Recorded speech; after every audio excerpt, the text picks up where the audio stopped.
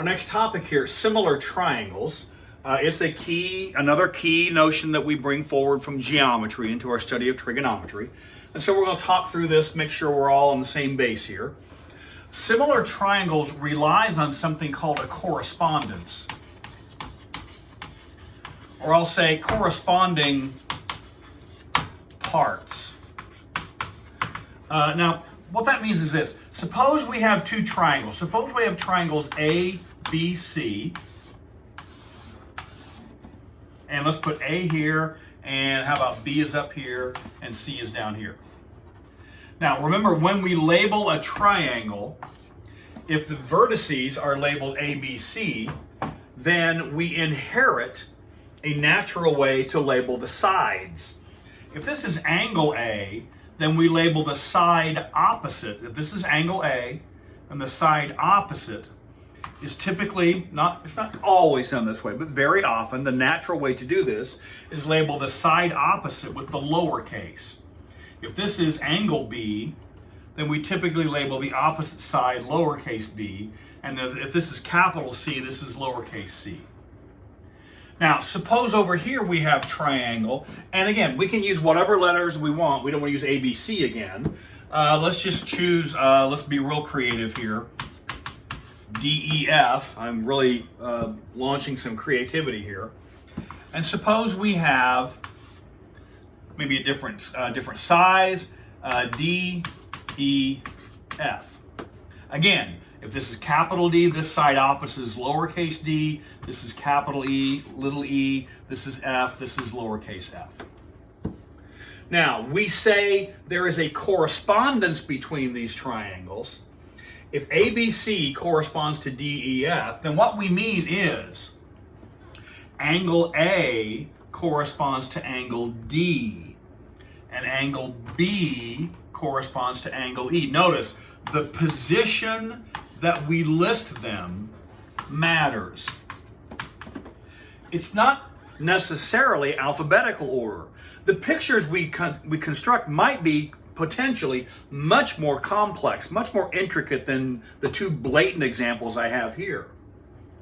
And so in order to have the correspondence, the requirement is that the sequence in which we list them here matches the sequence in which we list them here.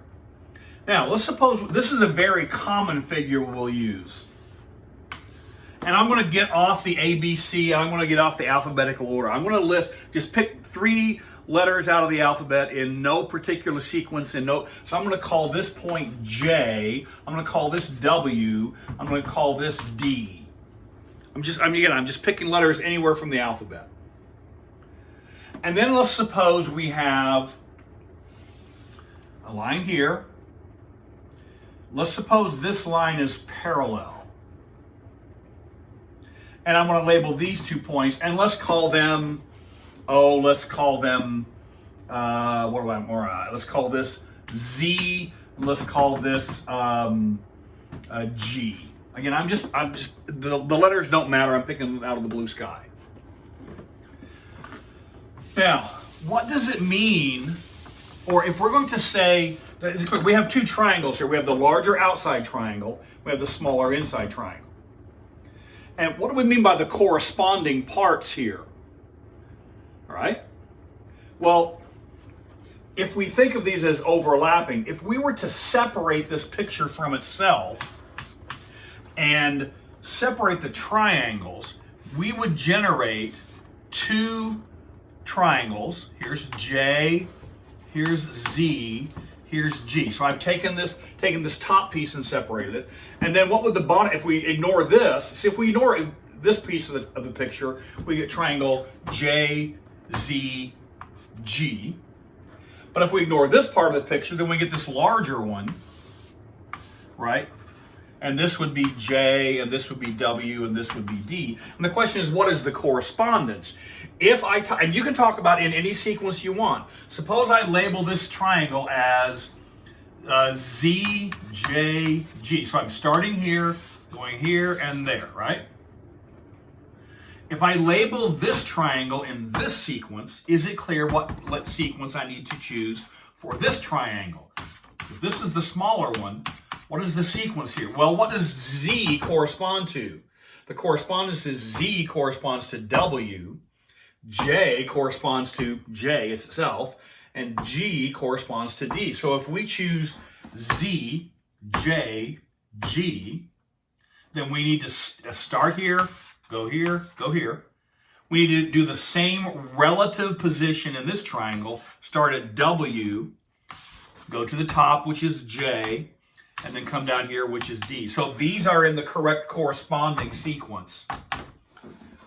So whenever we talk about similar triangles, we need to assume that we're writing these triangles in the correct correspondence. That's a very important piece of the puzzle. And if this is capital Z, this is lowercase z. If this is capital J, this is lowercase j. If this is capital G, this is lowercase g. Now, since I have J twice, I'm going to call this J number 1. I'm going to call this J number 2 because they're the different lengths. This length is D. This length is W. Not only is there a correspondence between the sides of the angles, there's a correspondence, as I said, between the sides. Little g corresponds to little d, and little z corresponds to W. And J number 1 corresponds to J number 2. So the angles are in correspondence and the sides is correspondence. And notice, when we talk about side lowercase z, that is the side, lowercase z, is the side between J and G. We could just as easily call this JG. That's the segment from J to G. What is W? Now Z corresponds to W. What is W? W corresponds to the side between JD. Now look, JG corresponds to JD. See, if we label the angles in the correct sequence, we also have the sides in the correct sequence. Because what is lowercase g? G is between Z and J. That's here. What is lowercase d? That corresponds to W to J. That's this piece. And so when you list the triangles in the correct correspondence sequence, that will assist us when we're working through the similar triangles.